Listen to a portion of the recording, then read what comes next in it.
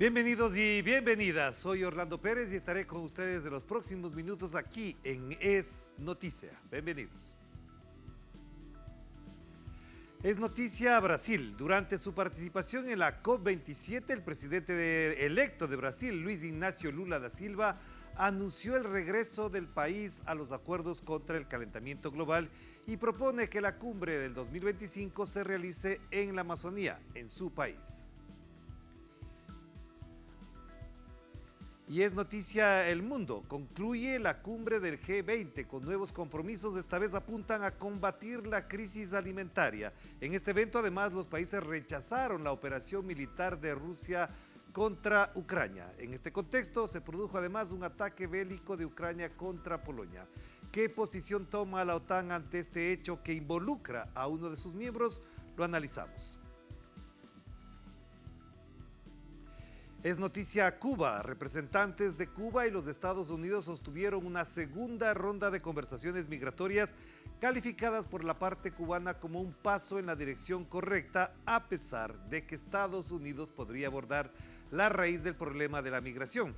Lo analizamos también. Así iniciamos Es Noticia. Empezamos.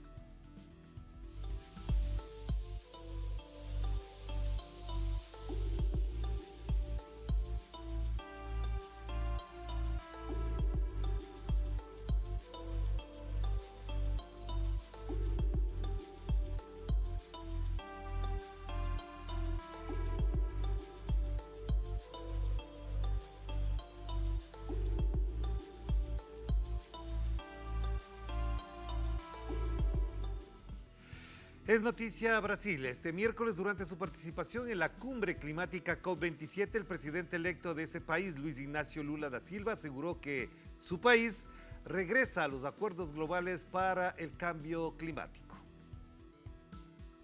El mandatario brasileño dijo en la cumbre que su país estaba de vuelta para reconectarse con el mundo en temas de los que jamás debió separarse. Brasil está de vuelta, ha vuelto para reconectarse con el mundo y ayudar a combatir el hambre en el mundo nuevamente, volver a cooperar con los países más pobres, especialmente de África, con inversiones y transferencia de tecnología, fortalecer una vez más las relaciones con nuestros hermanos latinoamericanos y caribeños y construir juntos a ellos un futuro para mejorar nuestros pueblos. Recordó también que entre sus compromisos priorizados está el asumido con los pueblos originarios y el combate de la deforestación ilegal en la Amazonía, tema que ha sido uno de los más abordados en la COP27, donde participan 197 países. En ese sentido, anunció la creación de un Ministerio de Pueblos Originarios para respaldar su integridad. Asimismo, informó que solicitará oficialmente al secretario general de la ONU, Antonio Guterres, que la COP 2025 se realice en la nación suramericana, específicamente en la Amazonía.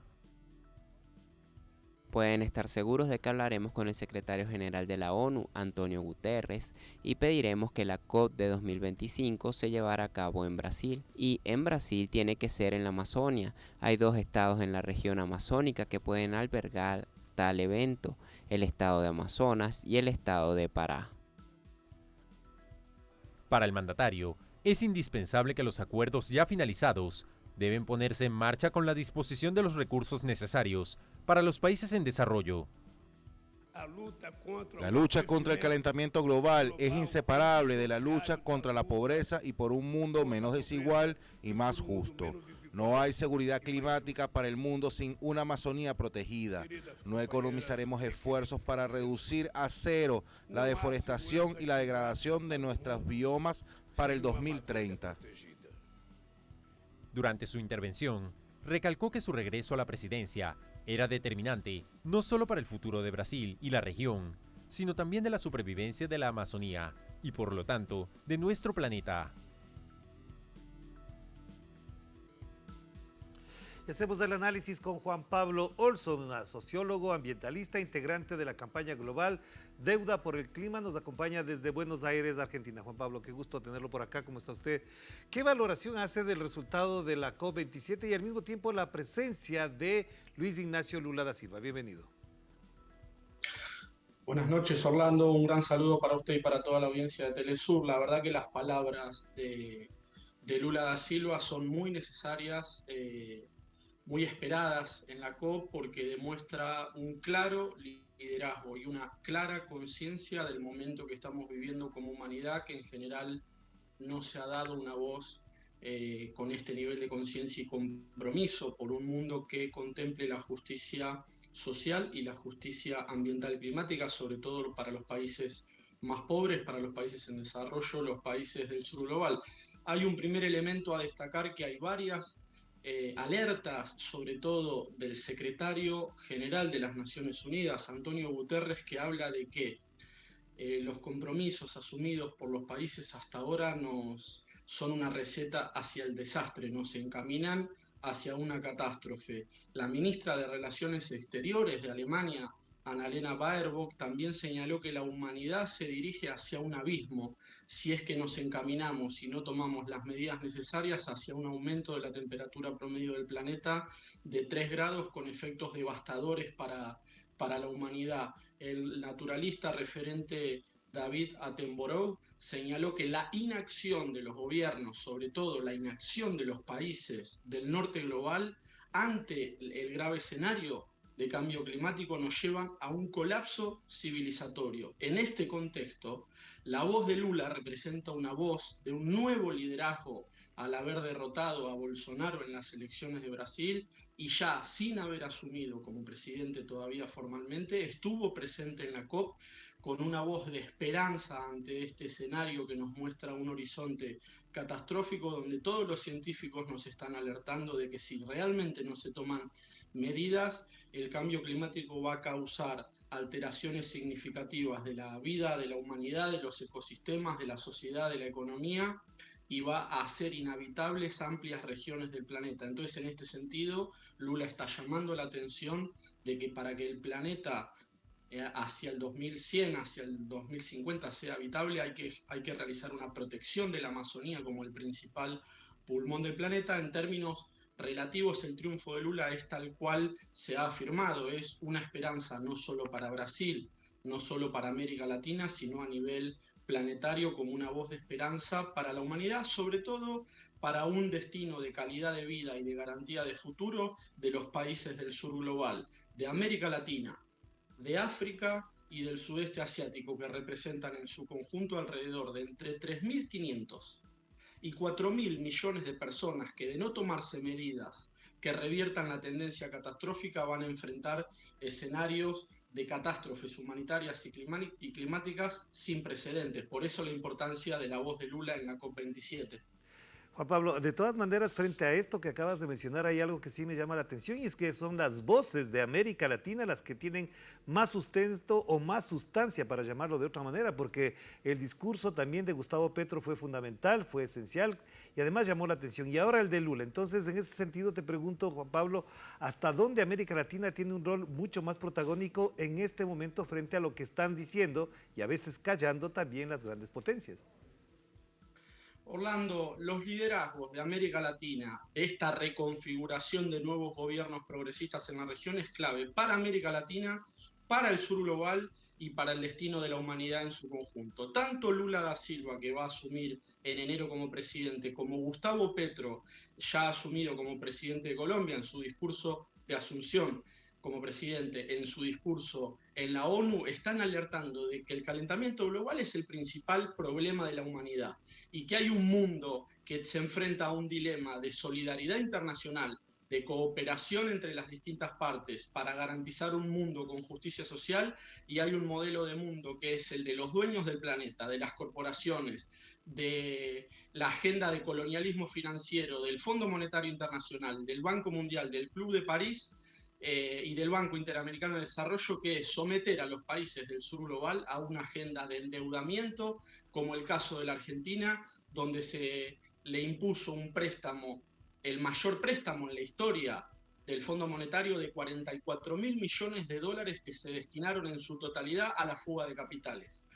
La pregunta es, ¿cómo los países del sur global, como la Argentina y el resto de los países que padecen procesos de empobrecimiento, saqueo y endeudamiento, van a poder enfrentar en esta década y contar con recursos financieros y herramientas financieras para la adaptación si es que se sigue sometiendo a una falta de financiamiento de nuestros procesos, que es la famosa deuda ecológica que los países del norte global tienen con los países del sur global? Hubo un proceso desde la revolución industrial en adelante donde los países desarrollados se desarrollaron en base a saquear los países del sur global y a contaminar el ambiente y generar este efecto de calentamiento global a raíz de la matriz fósil de gas, petróleo y carbón. Entonces nosotros desde el sur global, con los liderazgos de Lula da Silva, de Gustavo Petro y otros procesos de acompañamiento de los movimientos sociales, ambientales, sindicales, de pueblos indígenas, acompañamiento del feminismo, reclamamos la anulación de las deudas financieras ilegítimas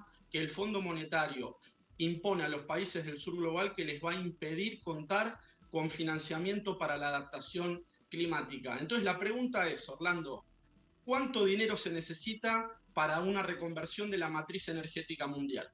O más específicamente, ¿cuánto dinero se necesita invertir para salvar a la humanidad en su conjunto, a los 8.000 millones de personas que representan a la actualidad en la humanidad? ¿O hay un mundo global con solidaridad donde los países del norte financian la salvación y la calidad de vida del conjunto de la humanidad? Una inversión que representa, esto lo mencionó Al Gore, hay un cálculo que se necesitan 150 billones de dólares los próximos 30 años para generar el cambio necesario para evitar el calentamiento de temperatura promedio del planeta de más de 2 grados o dirigiéndose hacia 3 grados. Entonces es un tema económico, es un tema de fibra moral de la humanidad, y los líderes como Lula da Silva o como Gustavo Petro representan que están a la altura de las circunstancias, no solo para imponer una agenda de solidaridad a nivel regional, sino hacer un llamado de atención a la dirigencia y a los presidentes de los países desarrollados para que tengan un gesto de solidaridad por los escenarios catastróficos que tenemos por delante. Y ese me parece que es el debate que surgió hacia el promedio de la finalización de la COP, con la intervención de Lula, como tú decías, o con la intervención de Gustavo Petro. Desde América Latina hacia el mundo, un llamado a la solidaridad para que la humanidad no enfrente un escenario catastrófico en esta década y hacia el 2100. Claro, pero Juan Pablo, ahí también ya, además de coincidir con este tema fundamental que acabas de señalar, que es el financiamiento, Lula ha señalado en su discurso el día de hoy que se propone hacer la cumbre próxima COP25 en la Amazonía. Y este no es un dato menor, tomando en cuenta que la Amazonía no solamente es Brasil, por supuesto, casi todos los países de América del Sur tienen algo que ver con la Amazonía, para bien y para mal. Siendo ese el mensaje, ¿cuál es el rol que deberían cumplir, en este caso, los países amazónicos de América del Sur? Es un rol clave porque va a ser un momento realmente definitorio de los avances de las negociaciones. El 2025 va a ser un momento definitorio y va a ser un dilema sobre cómo, si humanidad, nos encaminamos hacia una reconfiguración en una solidaridad internacional, y por eso a un nivel de conciencia, a nivel simbólico, a nivel estratégico, geopolítico, un encuentro en la Amazonía, literalmente, sin una grandilocuencia, va a definir los próximos años del destino de la humanidad. Entonces los países amazónicos, los pueblos indígenas, con su llamado al respeto de la madre naturaleza, de promover la declaración de los derechos de la madre naturaleza, todo ese debate que es propio de América Latina, de Bolivia, de Ecuador, ese mensaje que supieron dar los líderes latinoamericanos de la primera ola de gobiernos progresistas, que se cumple un hito, hace poco se cumplió el hito del histórico freno al ALCA, que era ese modelo imperial de sometimiento de los países de América Latina a los intereses comerciales de Estados Unidos, con lo que fue el liderazgo de Chávez en su momento. Entonces esos liderazgos de otras épocas, sintetizados en estos momentos en los liderazgos de Lula da Silva, de Gustavo Petro y otros referentes que surgen en la región, como Boric en Chile, me parece que son una reconfiguración y una apuesta a futuro para un mundo posible en donde haya un predominio de garantía de los derechos de las mayorías sociales a nivel mundial y una garantía de justicia social, justicia ambiental y justicia climática. Claro, y para finalizar, Juan Pablo, siendo así, entonces, recuperando el liderazgo, por supuesto, de Brasil con Lula da Silva, ¿dónde queda, voy a decirlo con ironía, por supuesto, el legado del señor Jair Bolsonaro? ¿Qué saldo deja para Brasil y para el planeta la gestión del señor Jair Bolsonaro? El gran aprendizaje, Orlando, es prepararnos como sociedades para evitar que vuelva a haber una estrategia de las derechas, del imperio, de avanzar e incidir en las votaciones, porque el triunfo de Bolsonaro en Brasil, el triunfo de Donald Trump en Estados Unidos, esos liderazgos negativos, destructivos, que atentan contra la calidad de vida de las personas, que atentan contra el cuidado del planeta, que promueven una agenda de la concentración de la riqueza sin importar las consecuencias sociales y ambientales, tuvo por detrás una gran ingeniería de lawfare, de persecución de los líderes progresistas de América Latina, de utilización de la más media, recuerden el caso de Cambridge Analytica. Entonces el legado que deja es todo lo que tenemos que evitar y lo destructivo que puede ser un triunfo hacia las presidencias y la representación de países estratégicos como Brasil, en el caso de Bolsonaro, y Donald Trump, en el caso de Estados Unidos, evitar esos procesos en donde se llevan adelante distintas estrategias de persecución de líderes latinoamericanos. Entonces el legado es cuidar la democracia, cuidar nuestros procesos populares, nuestros líderes, para tener una oportunidad de construir hacia adelante democracias integrales como soñaban nuestros líderes independentistas como Simón Rodríguez, Simón Bolívar, San Martín, Artigas, volver a ese legado independentista de democracias integrales para garantizar la calidad de vida de las mayorías sociales que tanto lo necesitan de nuestros países. Por eso la importancia de la derrota de un líder tan destructivo, tan genocida como Bolsonaro. Claro, pero no me quiero ir antes con algo que me llama la atención también, Juan Pablo, y tiene que ver con lo ocurrido en Brasil precisamente, porque en aquellas zonas donde hay deforestación, hay minería, es decir, atentados dramáticos contra la naturaleza, ganó Jair Bolsonaro. ¿Cómo interpretamos esto? Bueno, Orlando, eso daría para más tiempo para desarrollarlo en otro momento, lo que te mencionaba de la manipulación de la opinión pública, instalando la idea de que Lula terminó preso a pesar de ser inocente, con la persecución de la justicia y el lawfare. Entonces, el alerta es cómo evitar la manipulación para lugares que padecen tales niveles de depredación y persecución, cómo volver a darle vitalidad a nuestros procesos de democracia y evitar que haya una manipulación tal donde en zonas como la Amazonía haya triunfado Bolsonaro, que ese es el gran dilema y los desafíos de nuestras sociedades. Evitar esos procesos de manipulación que llevan al triunfo de personajes como Bolsonaro o Donald Trump. Claro que sí. Gracias, Juan Pablo, muy amable por atender esta invitación. Pendientes, por supuesto, de lo que ocurra en adelante a partir de lo que se decidió, se comentó y se habló en esta cumbre. Te mando un abrazo, que estés muy bien. Muchas gracias, Orlando. Un gran abrazo. Primera pausa en Es Noticia. Al volver, también es noticia el mundo. Concluye la cumbre del G20 con nuevos compromisos. Esta vez apuntan a combatir la crisis alimentaria. En este evento, además, los países rechazaron la operación militar de Rusia contra Ucrania. En este contexto también se produjo un ataque bélico en Ucrania contra Polonia. ¿Qué posición toma la OTAN ante este hecho que involucra a uno de sus miembros? Lo analizamos.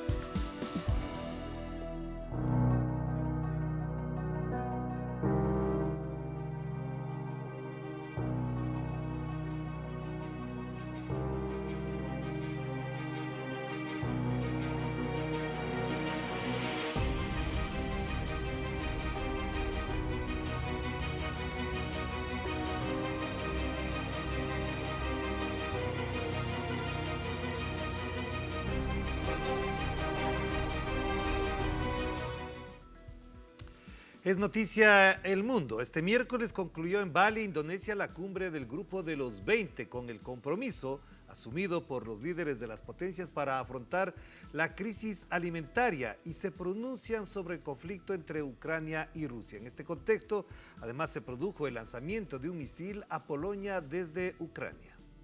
Los mandatarios de las 20 economías más desarrolladas del mundo se comprometieron en una declaración conjunta tomar acciones urgentes contra la crisis alimentaria, así como alentar el diálogo para tal fin.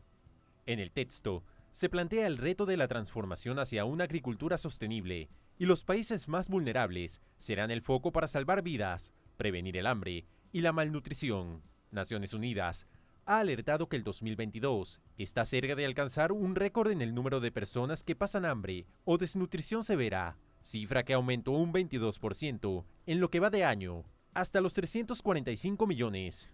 Otro asunto debatido ampliamente por los líderes del G20 fue el conflicto entre Rusia y Ucrania. En la declaración final, se condena la operación militar especial rusa, pero se menciona que hubo otros puntos de vista y diferentes evaluaciones de la situación y las sanciones.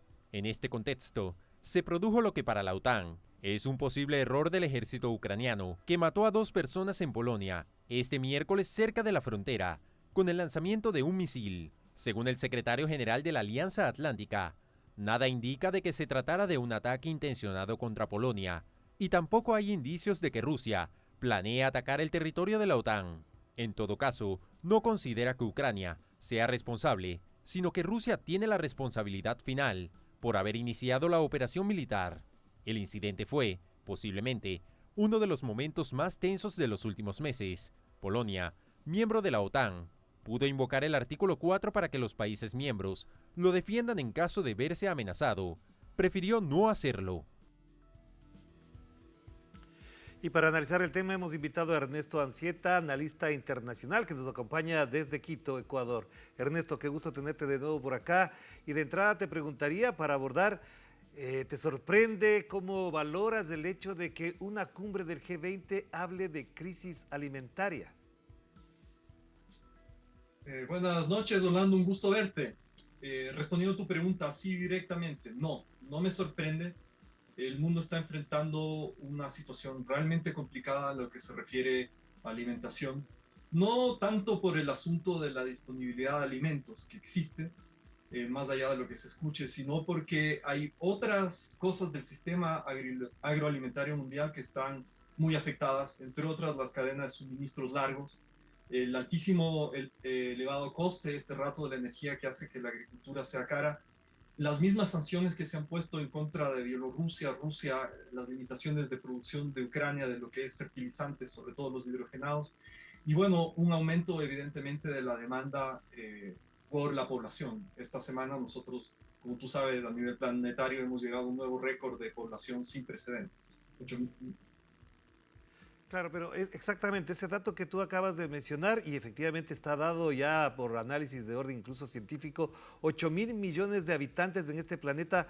¿Qué le pueden producir a esta naturaleza, a este ambiente que ya no produce lo que en cambio la población demanda mundialmente?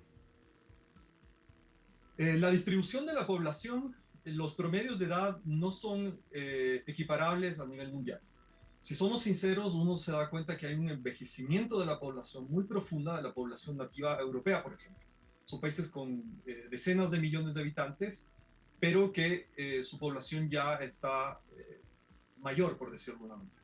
En otros espacios, como el África, tú tienes población muy joven. Y da el caso que no, geográficamente tampoco están repartidos los lugares de mayor producción con aquellos de mayor consumo. Un ejemplo claro, los países de Latinoamérica en general, la mayoría, si no todos, somos autosuficientes en la producción de alimentos, ¿sí? Sin embargo, si tú haces un análisis de África o del Medio Oriente, tú ves que esos países son agroimportadores de primer nivel. ¿Qué quiere decir eso? La mayoría de lo que ellos consumen no se produce allí. Entonces, hacer una generalización no sería correcto, pero lo que yo te puedo decir es sí, hay mucha población, pero no es tanto el problema de la población, sino de cómo está constituido el sistema de agroproducción y la distribución tanto de producción como de consumo. Otro ejemplo que te pongo, tú tienes que en el caso europeo ellos hicieron de la mayoría de los granos, del grano producido por Ucrania. ¿Te acuerdas que se llegó a un acuerdo entre Rusia, Ucrania y la Unión Europea para que salga el grano? entre comillas, para alimentar a los países en desarrollo, bueno, menos del 20% se fue a países que tienen necesidades como, o regiones como África o Medio Oriente. La mayoría de ese grano se guardó Europa. Ya, pero te quería puntualizar eso, Ernesto, porque es muy importante lo que acabas de mencionar. Los países que producen recursos primarios, minas, petróleo, etcétera, están localizados donde tú acabas de mencionar. Los que más consumen están del otro lado. En ese desequilibrio, ¿cuáles son las políticas que no están contemplando los líderes, los gobiernos y los regímenes que participan del G20? Ese es justamente el punto central. Hablar, si tú quieres, de regímenes, yo no hablo de gobierno, sino de regímenes de producción. Tenemos un enfoque de producción alimenticia que es de carácter mercantil. ¿Qué quiere decir eso? Un enfoque en oferta y demanda. Entonces, ¿qué es lo que sucede? En momentos de crisis como la actual, los alimentos se dirigen ¿hacia dónde? A los que tienen mayor capacidad de pago, no necesariamente a los que tienen mayor necesidad de alimentación. Entonces tú te das cuenta que la necesidad de acaparar que tienen algunos gobiernos europeos, porque literalmente lo que están haciendo es eso, almacenando grano, que no van a consumir ahora, pero en previsión de que la guerra se vuelva más complicada, está haciendo que aumenten los precios de los alimentos que están con una producción disminuida por varios factores que mencioné hace un momento, y no lleguen a la demanda del sur. La paradoja es que en estos momentos de crisis justamente son los recursos primarios los que adquieren más valor. Todo aquello que es economía de carácter especulativo baja de precio, por eso tú tienes la gran crisis de las .com este rato en los Estados Unidos, donde ves que hay despidos masivos, porque obviamente la gente se centra en comprar ¿qué? Alimentos, energía, asegurarse vivienda, calefacción para invierno en caso de que eso ocurra, almacenamiento de alimentos obviamente para la época de sequía en los lugares donde se experimentan ese tipo de climas. Entonces, insisto, hay una serie de factores terribles que están haciendo que esto sea una, si tú quieres, las bases para una tormenta perfecta en temas de agroalimentación. Y evidentemente el liderazgo de los países desarrollados es clave, porque ellos son los que permiten que esta estructura, que insisto, hace que los alimentos estén sujetos a una visión netamente mercantil y no una humanitaria, no una de justicia social, sea el sistema que este rato tenemos en crisis, básicamente.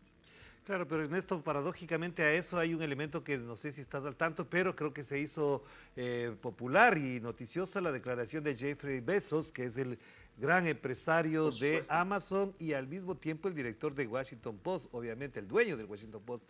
Él advirtió hace 2 días atrás nada más y nada menos diciendo que los empresarios no inviertan porque no pongan más plata, que no generen más producción, porque va a haber una recesión mundial. Si él lo dice, que me imagino tiene buena información y tiene al alcance incluso todo el análisis que su equipo lo puede dar, una recesión con crisis alimentaria, ¿a dónde nos conduce? A ver, una pequeña precisión que de hecho hace más grave lo que tú acabas de mencionar. Bezos lo que dijo es que hay que tratar de mantener activos líquidos, liquidez. Tú sabes que dentro de la posibilidad de activos que uno tiene hay cuestiones que son muy líquidas, otras que son nada ilíquidas. Y él, ¿qué es lo que dice? Mantengan liquidez, absténganse a hacer de inversiones riesgosas porque lo que nosotros vamos a tener es una contracción en la demanda mundial. Lo que él considera es que desde el norte, los países de los que él habla, obviamente, porque él habla en interés y en función del mundo donde él vive, que es el norte desarrollado, él está diciendo, en el norte desarrollado va a haber crisis porque este rato hay un cambio de sistema. Y eso es algo de lo que yo quisiera profundizar un poco más adelante, que se relaciona con lo que tú me dices, ahí hacia dónde vamos. Yo les digo, bueno, señores, saben que la crisis se va a agravar incluso aún más. Hace unos 2 años, si tú me preguntabas cómo tú ves el sistema mundial, ¿va a haber algún cambio? Yo te digo, sí, en 10 años el dólar, por ejemplo, manteniendo su hegemonía va a ser insostenible por el papel de China, por ejemplo, emergente y el desarrollo de nuevas economías en el Asia, sobre todo, nuevos enlaces entre esas economías asiáticas. ¿Qué pasó? Llegó el COVID, luego tenemos el conflicto en Ucrania, en Europa, lo que está ocurriendo ahora, y eso se aceleró. Si tú me preguntas, bueno, ¿cómo ves la estabilidad del sistema mundial? Yo te digo, el sistema mundial como lo conocemos se acabó. Justamente estas reuniones que se están haciendo en la actualidad están tratando de salvar ciertos niveles de diplomacia que este rato están muy heridos, por decirlo por lo menos, y que entre otras cosas, ¿sabes qué es lo que genera? Genera que no haya confianza entre las partes. Y eso es justamente, si tú quieres, el clavo que va a terminar de cerrar el ataúd del sistema actual. No hay confianza entre las partes y estamos al borde de una escalación de conflictos, de una crisis alimentaria, de la profundización de la crisis humanitaria. Hay migraciones por todas partes, esto lo sabemos, en la región latinoamericana, en Asia, en Europa. Y claro, la perspectiva de Bezos que tú mencionas es justamente, ¿saben qué? Nosotros que este rato estamos en el control del mundo, abstengámonos de invertir en ciertos lugares, repleguémonos y evitemos que haya toma de riesgos que el día de mañana no podamos responder. Y, entre otras cosas, pequeño cosa que poco se habla en Latinoamérica, pero se está viendo que los Estados Unidos, por ejemplo, este rato está haciendo relocalización de industrias que tenían en el Asia, que ahora se consideran dentro de la zona de influencia china, las está regresando hacia territorio norteamericano. ¿Eso qué te está diciendo? Súper claro, señores, la globalización como la conocemos se acabó. Efectivamente es así. Una última pregunta, o quizás una pregunta dividida en dos. Si todo esto ocurre en medio de un conflicto armado como el que ocurre en Ucrania y evidentemente con las consecuencias que ya sabemos, que ya se han analizado, ¿hasta dónde el rol que tienen los países europeos, por ejemplo Gran Bretaña, Alemania, que les vemos en este momento tambaleando en su postura con respecto a este conflicto, pueden ser el punto de quiebre con respecto a la dirección que toma Estados Unidos con respecto a este conflicto? Más bien es al revés. Cuando tú haces un análisis de quiénes son los principales financiadores de la guerra actual, y tú ves el gráfico, esto es un estudio que hizo The Economist, salió la semana anterior, tú ves que el grueso de los aportes, tanto militares, se excluye los aportes humanitarios, etcétera, es Estados Unidos. Es Estados Unidos quien está financiando básicamente Ucrania. Si es que Estados Unidos deja de financiar Ucrania, ni siquiera con el aporte actual de la Unión Europea se sostiene esa guerra. Y si tú me preguntas qué es lo que va a suceder, es imposible saber, pero lo que yo veo es que el conflicto se está estancando. Si tú te das cuenta, hay pérdidas profundas de lado y lado. Tampoco se puede hablar de que Rusia esté ganando la guerra en estricto sentido, pero ya se viene el invierno. Y ahí es donde la variable energética adquiere peso, la variable económica adquiere peso y la variable alimentaria para Europa adquiere peso. En invierno, Europa no produce alimentos, importa todo, y si el conflicto escala, por ejemplo, y se ven afectadas las cadenas de suministro, en otras palabras, el comercio mundial de alimentos, Europa también es importador neto de alimentos, game over, ¿sí? La situación es compleja, los analistas están este rato, por eso estoy aquí, entre otras cosas, estamos siendo consultados a diferente nivel, porque tú ya ves, por ejemplo, escasez, tal como pasó con el COVID, de ciertos productos, de piezas, de chips, porque todo el mundo está acumulando a la expectativa de que el conflicto se prolongue. El papel de Europa este rato es, insisto, secundario frente al de los Estados Unidos. Claro, pero Ernesto, ya que lo mencionas, también se me plantea la interrogante que supongo en tu cabeza, en la de la audiencia que nos escucha y que nos ve, obviamente está ahí, es ¿qué debe hacer China? Porque juega un rol que después del encuentro con Joe Biden, el presidente Xi Jinping, se ve como más solvente, pero mucho más prudente con respecto a este conflicto, considerando quizás dos puntos ahí. El uno, evidentemente el conflicto está estancado, este conflicto del que estamos hablando, y segundo, que el comercio no crece, y eso es un factor que puede determinar también un comportamiento distinto, o la pregunta, un comportamiento distinto de parte de China. La guerra nunca es buena. Si tú me preguntas cuál es el mejor clima para el comercio, para el desarrollo, para el crecimiento, la respuesta es la paz. La paz te trae los beneficios del comercio, entre otras cosas, que la guerra no. En la guerra solo se benefician los traficantes de armas, básicamente. ¿Qué es lo que sucede con China? No debemos olvidar algo muy importante, Orlando. China también tiene un conflicto en ciernes con Taiwán. Un conflicto en ciernes donde tú tienes a Estados Unidos, una vez más, como el gran agente externo que financia el conflicto. Hay que decirlo las cosas como son. Obviamente Estados Unidos tiene profundos intereses en Taiwán. Tuviste que hace unos meses fue Nancy Pelosi, la jefa del Parlamento estadounidense, a visitar la isla. Esto no es un asunto menor. La posición de China obviamente es de moderación, pero ellos tienen absolutamente claro que el conflicto europeo no les es ajeno. No tanto porque hay un interés directo en Ucrania, más tanto porque ellos tienen su propio flanco débil en Taiwán y ellos saben que en algún momento esa cosa puede estallar.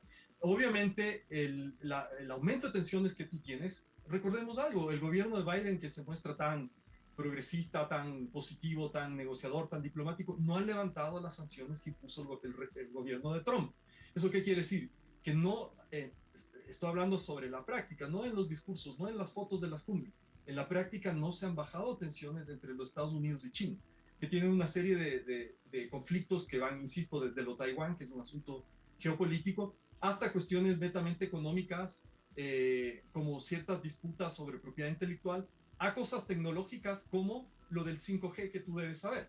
La tecnología es un espacio de disputa en la actualidad y este rato Asia está ganando la partida y eso es algo que no gusta en Occidente porque, por ejemplo, un solo factor, la producción de chips, este rato está mayoritariamente en manos de Asia. Justamente Taiwán tiene como el 10%, sino más, de la producción de la totalidad de chips del planeta, imagínate. Entonces, evidentemente, eso no es un asunto menor.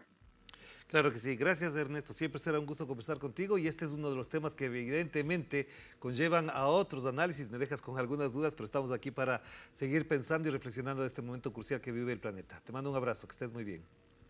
Un abrazo para ustedes también, hasta luego. Gracias Ernesto Ancieta, nueva pausa en Es Noticia. Al volver, Es Noticia Cuba.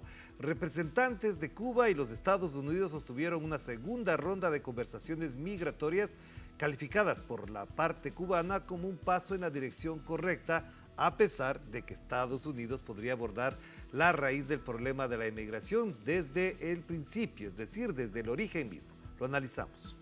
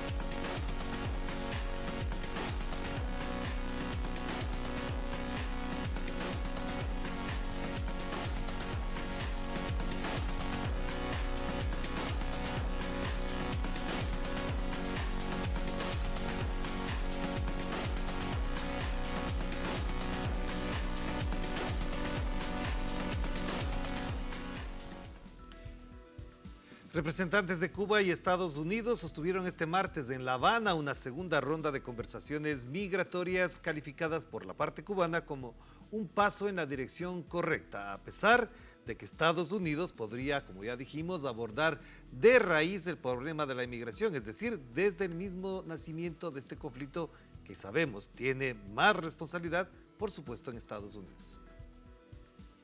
Cuba acoge con beneplácito la reanudación total de los servicios de visado de inmigrantes en la Embajada de los Estados Unidos en la isla a partir del 4 de enero de 2023. Así lo manifestó el viceministro de Relaciones Exteriores de la isla, Carlos Fernández de Cosío, tras una ronda de conversaciones sobre temas migratorios con funcionarios estadounidenses en La Habana. Y es importante también haber retomado el ejercicio de discutir, analizar de conjunto y evaluar la marcha de los acuerdos finales. En el primer mes de 2023 se reanudará este procedimiento en la isla, tras 5 años de suspensión durante la administración de Donald Trump. Sin embargo, no se restablecerá aún el procesamiento de visas de no migrantes, un punto que la parte cubana calificó como necesario durante el intercambio, a la vez que reiteró su preocupación por las medidas de estímulo a la migración ilegal que el gobierno estadounidense mantiene vigentes. Lo que es peculiar de Cuba, lo que es singular de nuestro país, es que se agrega un factor exógeno, que es el bloqueo económico de los Estados Unidos, cuyo fin declarado, cuyo fin oficial es deprimir el nivel de vida de la población cubana, cuyo fin es hacer la vida de cada cubano lo más difícil y lo más angustiosa posible. Ese es el fin del bloqueo económico. Y por tanto se convierte en un elemento que no se puede obviar cuando uno considera las motivaciones que provocan la emigración de Cuba hacia los Estados Unidos. La meta de promover una migración legal y segura conlleva intercambios regulares y acuerdos entre ambos gobiernos, aseguró el vicecanciller cubano, y no descartó sostener en un futuro reuniones similares sobre temas de interés común con la Casa Blanca. Es lógico suponer que pueda haber más en el futuro, no necesariamente asociados a las conversaciones migratorias o que dependan de las conversaciones migratorias, dependan más bien del interés común y de la necesidad evidente de que dos países geográficamente cercanos, con muchos temas en común, algunos de ellos en los que tenemos conflicto, pero muchos en los que no tenemos por qué tener conflicto, tengamos cooperación, tengamos diálogo, tengamos conversación. Los diálogos sobre migración entre La Habana y Washington se reanudaron en abril, los primeros de este tipo en 4 años después de una larga pausa bajo el gobierno del exmandatario Donald Trump. Cuba insiste en que la migración irregular se asocia a lamentables pérdidas de vidas y a otros fenómenos como el tráfico ilícito de migrantes, el fraude migratorio y la trata de personas. Lisandra Andrés, Telesur, La Habana. Y para análisis invitamos a Iroel Sánchez, analista político, quien nos acompaña desde La Habana, capital cubana, vía telefónica. Iroel, qué gusto tenerte por acá. De entrada te preguntaría, ¿qué de nuevo hay en estas conversaciones migratorias entre Cuba y Estados Unidos, tomando en cuenta que esto lleva prácticamente 60 años?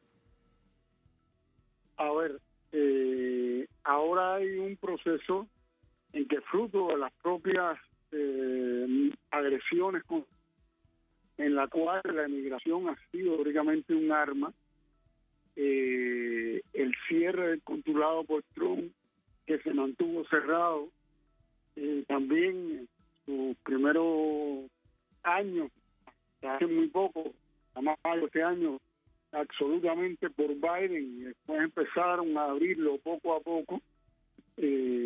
Aquí dicen que van a abrirlo en enero, ya con una normalidad para las visas de emigrantes, no para las visas de no emigrantes. Y eso ha constituido un estímulo a la emigración ilegal, porque no hay una manera irregular, porque las personas salen de aquí por los aeropuertos por vía legal y después hacen una ruta muy peligrosa centroamericana hasta la frontera terrestre de Estados Unidos, o se van ilegalmente por el mar. La administración Biden entonces ha chocado con un problema que es el crecimiento de esa migración irregular y también por mar ilegal, y le ha supuesto incluso un problema en el propio estado del sur de la Florida, que ha sido manejado ahí políticamente por la ultraderecha, y bueno, se han decidido a volver a retomar estos acuerdos con Cuba. Eso es lo nuevo, que han vuelto a un camino de conversaciones sobre estos temas y han retomado parcialmente unos acuerdos, porque el último acuerdo con la administración Obama fue descontinuar la política de pie seco, pie mojado, que le da entrada automática en Estados Unidos a cualquier emigrante de origen cubano, a diferencia de cualquier persona procedente de otros países. Y lo que hace es estimular esa migración, añadido a eso la agresión económica que hace, crea un grupo de insatisfacciones, de desabastecimientos, de carencias en la población cubana, que una parte de ella ve la solución en emigrar hacia donde tiene y donde tiene ya una base económica establecida, que es en Estados Unidos, sobre todo en el sur de la Florida. Claro, pero Iroel, frente a ese panorama tal como está planteado, sin que sea tan novedoso en lo estructural y en lo de fondo, ¿qué posibilidades hay de que incluso después del triunfo de los republicanos, no tan fuerte como se esperaba, los demócratas puedan plantearse una mirada distinta con respecto a la migración no solamente de Cuba, sino de América Latina? No lo creo, porque la política norteamericana, como tú sabes, es una política de intereses donde se promete y no se cumple, donde hay presiones, y Biden no ha demostrado ser una persona audaz, por lo menos en el caso de Cuba, ni tampoco en el caso de América Latina, y no ha demostrado ser muy conservador, tan conservador que en el caso de Cuba ha desarrollado prácticamente la política de Donald Trump. incluso eso, pensando que iba a complacer a esta extrema derecha, lo que ha hecho es empujar, después de 2 décadas casi de gobernadores demócratas en la Florida, empujar a un gobernador republicano como Ron DeSantis. La Florida sí tuvo una victoria arrolladora de los republicanos, y sobre todo con base en la ciudad de Miami, a la cual Biden cortejó con el seguidismo de las políticas triunfistas, pero que, por supuesto, entre Biden y Trump y la política conservadora van a preferir eso, porque esas políticas han llevado a problemas en Cuba, dificultades elevadas, y ellos ven en Biden alguien, la poca cultura política, el extremismo, ven en Biden cercano a ideas socialistas, o socialistas como le decían Obama, o comunistas como les puede decir Biden, y entonces entre la copia y el original prefieren el original. Claro que sí, y tomando en cuenta que la especificidad del tema migratorio para Cuba es muy particular con respecto al resto de la migración latinoamericana, ¿de qué manera ahora el gobierno cubano tiene otras herramientas o plantea otras formas para llegar a un acuerdo? Te planteo esto porque efectivamente también es cierto que el gobierno cubano tiene sus propuestas que no van a variar mucho con respecto a la historia, pero en este momento, ¿cuál es la novedad en la propuesta concreta de Cuba? No, la novedad es regresar a la normalidad. O sea, la novedad ha sido la violación, la novedad ha sido el estímulo a la inmigración ilegal, la novedad ha sido el recrudecimiento hasta límites nunca visto del bloqueo económico. La novedad que plantea Cuba es retomar los acuerdos migratorios con 20.000 visas anuales legales para los cubanos, retomar las visas de no inmigrantes, de manera que las personas que tengan familia en Estados Unidos puedan ir y regresar a Cuba, y los que están allá puedan venir aquí con normalidad, y la gente pueda, como es en todo el mundo, puede estar un año en Estados Unidos, un año y medio, pueda venir aquí, puede incluso trabajar en Estados Unidos y venir a Cuba. Eso hoy no es posible porque no se dan tampoco visas de no inmigrantes. Y todo eso facilitaría, aliviaría sobre la presión sobre las administraciones, la administración norteamericana. Hay que recordar que 2 presidentes demócratas tuvieron graves dificultades con situaciones migratorias en Cuba. Uno fue Carter en el 80, que prácticamente le costó la presidencia, y el otro fue Bill Clinton en la crisis de los balseros en el año 94.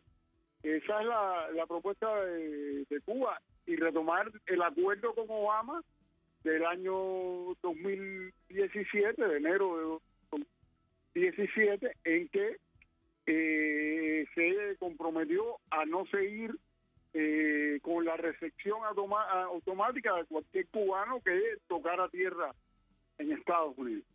Claro, y no quiero aprovechar de la circunstancia de la conversación, pero sí te diría, aunque sé que la respuesta es obvia, ¿se puede retomar la política que dejó sentada Obama? ¿Hasta dónde eso es posible concretarlo o al menos modificarlo de modo que vaya en esa dirección y no precisamente volver a un pasado que nadie quiere, ni siquiera algunos estadounidenses?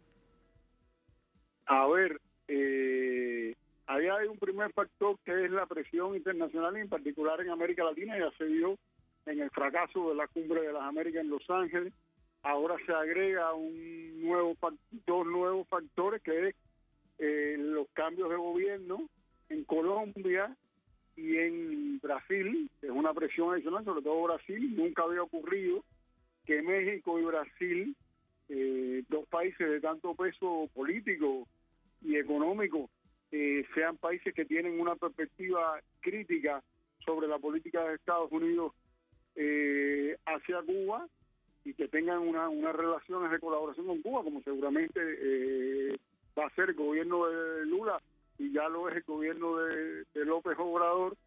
Y hay un segundo factor, que son los intereses electoreros en Estados Unidos, que Obama lo manejó con mucha inteligencia y demostró que un cambio de política hacia Cuba era apoyado por la mayoría de los cubanos residentes en Estados Unidos.